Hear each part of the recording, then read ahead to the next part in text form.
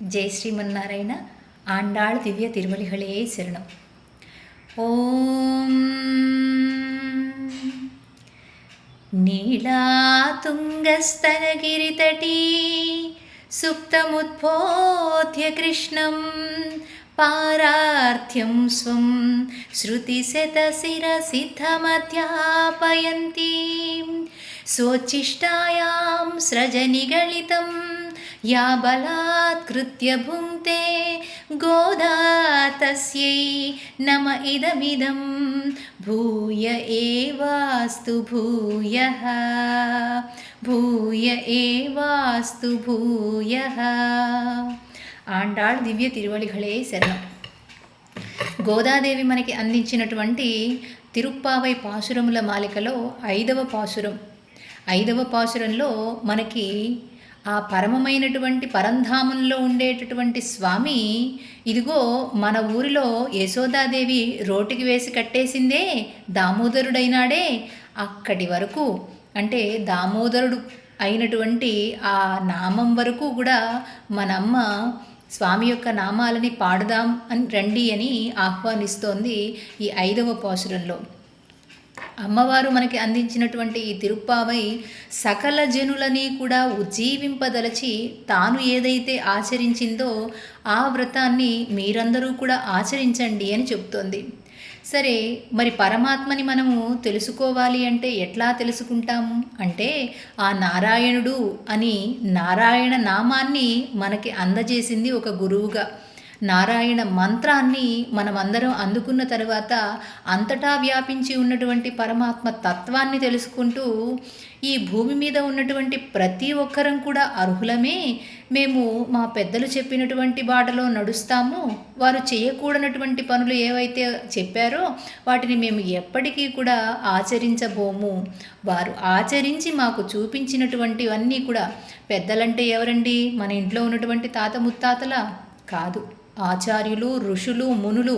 మనదంతా కూడా ఆ వేద సంప్రదాయం ప్రకారం వాళ్ళు ఏవైతే అందించారో వాటిని మేము ఆచరిస్తాము, దాన ధర్మాది కార్యక్రమాలు చక్కగా చేస్తాము, మా శక్తి కొలది శక్తికి మించి కూడా చేస్తాము అని చెప్పింది. మరి అలా చేస్తే ఈ మార్గశీర్ష మాసాన్ని ఇలా గనక మనం ఆచరిస్తే మనకి భోగభాగ్యాలతోటి సుఖ సంపదలతోటి హాయిగా జీవనం కొనసాగించవచ్చు అని, ముమ్మార్లు వర్షం కురుస్తుంది అని ఆ వామనమూర్తిని ఉదాహరణగా తీసుకొని, వామనుడు ఎట్లా అయితే ఉన్నటువంటి కాసేపట్లోనే ఇంతింతై వటుడింతై అన్నట్లుగా ఎలా అయితే పెరిగిపోయాడో, మన సిరి సంపదలు భోగభాగ్యాలు కూడా అట్లాగే పరిణమిల్లుతాయి అని చెప్పింది 3వ పాసురంలో. ఇలా కనుక మనం వ్రతాన్ని ఆచరిస్తే ప్రకృతిలో ఉన్నటువంటి ప్రతి ఒక్క దివ్య శక్తి కూడా మనకి అనుగ్రహం చేస్తుంది అని మనకి వర్షాది దేవతని పర్జన్యుణ్ణి ఉదాహరణగా తీసుకొని చెప్పింది. ఇక 5వ పాసురంలో మరి అటు ఆ పరమైనటువంటి ధామంలో ఉన్నటువంటి స్వామిని మనం తెలుసుకోలేం, పరవాసుదేవుడని. ఇక ఆ తర్వాత పాలకడిలో శయ్యపై నిద్రించేటటువంటి ఆ వ్యూహవాసుదేవుణ్ణి కూడా తెలుసుకోలేం మనం. తర్వాత మన కోసమై విభవావతారాల్లో రామకృష్ణ ఇత్యాది అవతారాల్ని, వామనమూర్తి అవతారాన్ని ధరించినప్పటికీ కూడా మనం చూడలేకపోయాం, మనం ఉన్నటువంటిది కలియుగంలో కాబట్టి. సరే, ప్రకృతిలో ఉన్నటువంటి అంతటా కూడా భగవంతుడు వ్యాప్తి చెంది ఉన్నాడు, మీరు అట్లా చూడండి అని అంతర్యామిత్వాన్ని కూడా చెప్పిందే. అంటే బయట ప్రతి అంశంలోనూ ఉన్నటువంటి వాడు నీలో కూడా ఉన్నాడు అని అంతర్యామి తత్వాన్ని గురించి చెప్పింది. మనం అది కూడా చూడలేమే, మరి అట్లాంటప్పుడు ఏం చెయ్యాలి అని అంటే, ఇదిగో మీకు సులువుగా ఉండడం కోసము ఆ పరంధాముడు ఒక అర్చామూర్తి రూపంలో వచ్చాడు అని, అర్చామూర్తి అంటో ఏమిటో తెలియజేస్తుంది మనకి ఆండాళ్ తల్లి ఈ పాసురంలో. అర్చామూర్తి అంటే ఏమిటండి? మనం ఆరాధించేటటువంటి విగ్రహమూర్తి. విగ్రహం చూడండి, మనము ఏమి చేసినా కూడా కదలడు, మెదలడు. ఆయనకి ఇంత నైవేద్యం పెట్టినా తీసుకుంటాడు, అంత ఆరగింపులు పెట్టినా తీసుకుంటాడు. అలా అని ఇది బాగుంది అది బాగాలేదని ఏమన్నా చెప్తాడా? మనం ఎలా చెబితే అలా వింటాడు కదా. అలాంటి మూర్తి అనుగ్రహం చేసి మన కోసమై వచ్చాడు అని, అది ఎక్కడో కాదు ఉత్తర మధురలో ఉన్నాడు స్వామి అని ఆనాడు రేపల్లలో గోపికలందరికీ చెబుతూ ఇప్పుడు మనల్ని కూడా ఆ ఉత్తర మధుర వైపుకి ప్రయాణింపజేస్తోంది ఆండాళ్ తల్లి. పాసురాన్ని అనుసంధానం చేసుకుందాం. ఆ పాసురంలో అమ్మ స్వామివారి యొక్క కళ్యాణ గుణాల్ని తెలుపుతూ, ఆయనకి ఎన్నో నామాలు ఉన్నాయి. అవ్యయుడు, అనంతుడైనటువంటి వాడు. ఆ అనంతుడైనటువంటి స్వామి నామాన్ని ఇక్కడ యమునా తీర విహారిగా, యమునా తీరంలో విహరించేటటువంటి ఓ రసికుడా అంటూ ఆండాళ్ తల్లి కీర్తిస్తోంది. పాసురాన్ని అనుసంధానం చేసుకుందాం. ఓం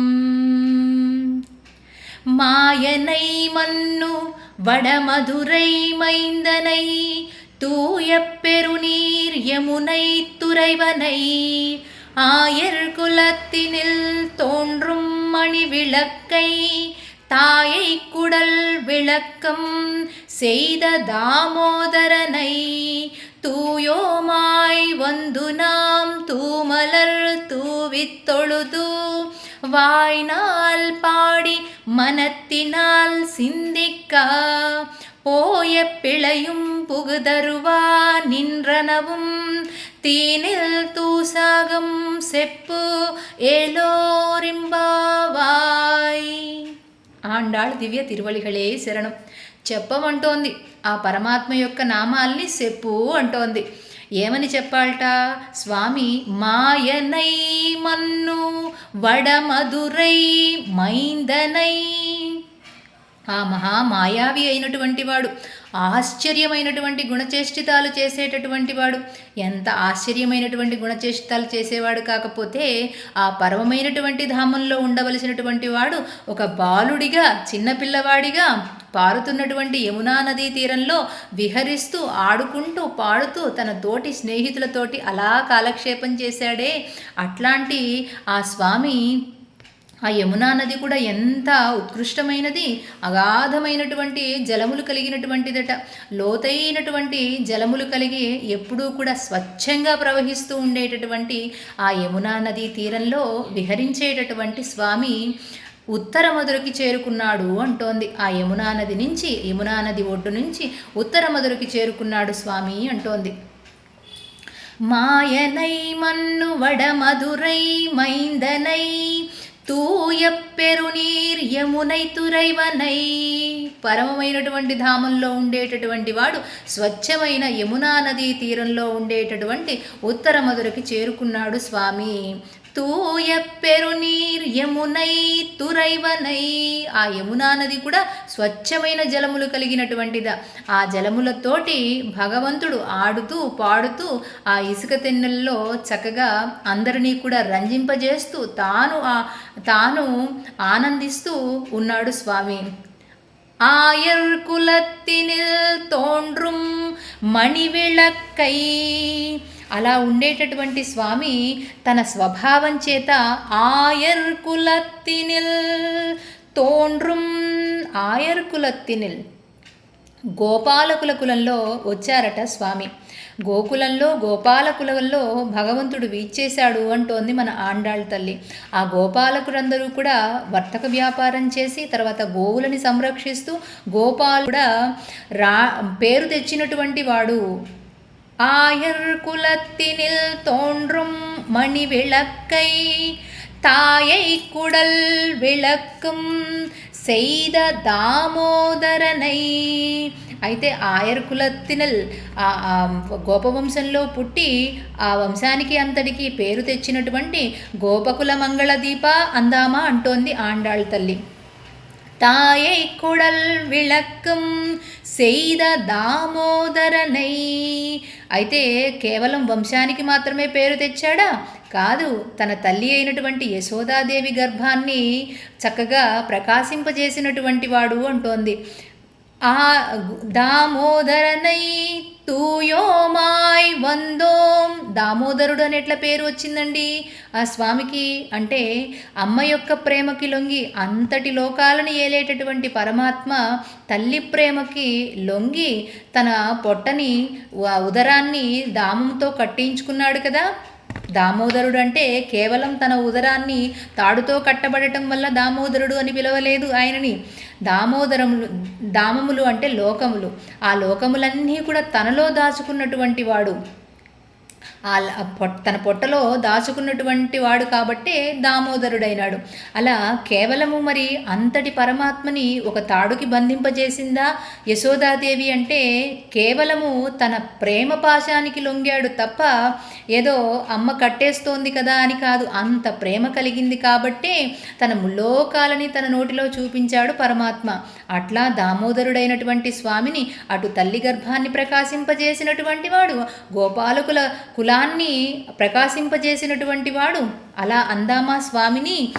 తాయై కుడల్ విళక్కం సేద దామోదరనై, గోపకుల వంశదీపక అని అందామా అంటూ తల్లి గర్భాన్ని ప్రకాశింపజేసినటువంటి ఓ దామోదర అంటూ దామోదరనై తూయోమాయ్ వందునాం, మేము నిన్ను సేవించడానికి చాలా చాలా పరిశుద్ధులమై వచ్చాము. ఎప్పుడైతే నీ నామాన్ని మేము పాడుతూ ఉన్నామో ఆ పాడేటటువంటి ఆ నామంతోనే మా యొక్క మనస్సు పరిశుద్ధమవుతుంది, తద్వారా మేము పరిశుద్ధులమవుతాము. తూయోమాయ్ వందునాం తూమలర్ తూవిత్తొళుదు, చక్కటి స్వచ్ఛమైనటువంటి మనస్సుతో నిన్ను సేవించాలని వచ్చాం మేము. అలా అని వాయ్నాల్ పాడి, వాయ్ అంటే నోరు, నోటితో పాడి మనత్తినాల్ సిందిక్క, మనస్సుతోటి స్వామి యొక్క దివ్యమంగళ స్వరూపాన్ని ధ్యానం చేసి నోరు ఉన్నందుకు పాడి మనస్సులో భగవంతుని యొక్క స్వరూపాన్ని ధ్యానం చేసి మనత్తినాల్ సిందిక్క పోయ పిళయుం పుగుదరువా నిన్రనవం, ఇలా చెయ్యడం ద్వారా మేము ఏదైతే ఇందాక స్వభావంతో పాటు మనతో పాటు తెచ్చుకున్నటువంటి కర్మలు ఉంటాయో వాటిని ఆగామి కర్మలు అంటారు, సంచిత కర్మలు అంటారు. మనం గత జన్మ నుంచి తెచ్చుకున్నటువంటి వాటిని సంచిత కర్మలు అంటారు. ఇక ముందు చేయబోయేటటువంటివి ఆగామివి. ఇప్పుడు మనం అనుభవించేటటువంటివి ప్రారబ్ధ కర్మలు. ప్రారబ్ధం అనేది అనుభవించక తప్పదు. ఆగామి సంచిత ప్రారబ్ధ కర్మలు అన్నీ కూడా అగ్నిలో వేసినటువంటి దూదపింజ వలె భస్మం అయిపోతాయి అంటోంది మన ఆండాళ్ తల్లి. ఎట్లా చేస్తేట?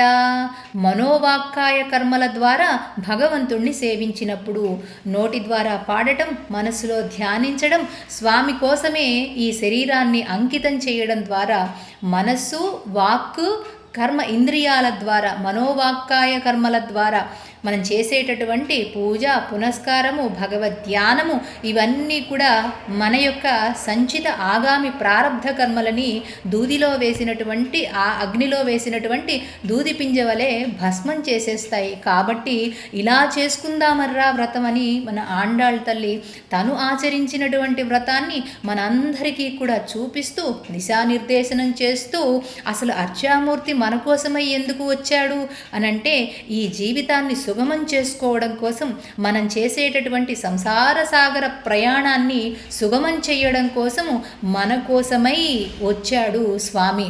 ఒకవేళ స్వామి కనుక అలా చెయ్యండి ఇలా చెయ్యండి అని చెప్పి ఉంటే ఆనాడు మనము ఎన్ని రకాలుగా చెప్పినప్పటికీ కూడా సహజ సిద్ధంగా, స్వభావ సిద్ధంగా మనం తెలుసుకోవాలని ఉన్నా కూడా మన కర్మలు వాటికి అడ్డుపడి మనం చెయ్యలేకపోతున్నామే.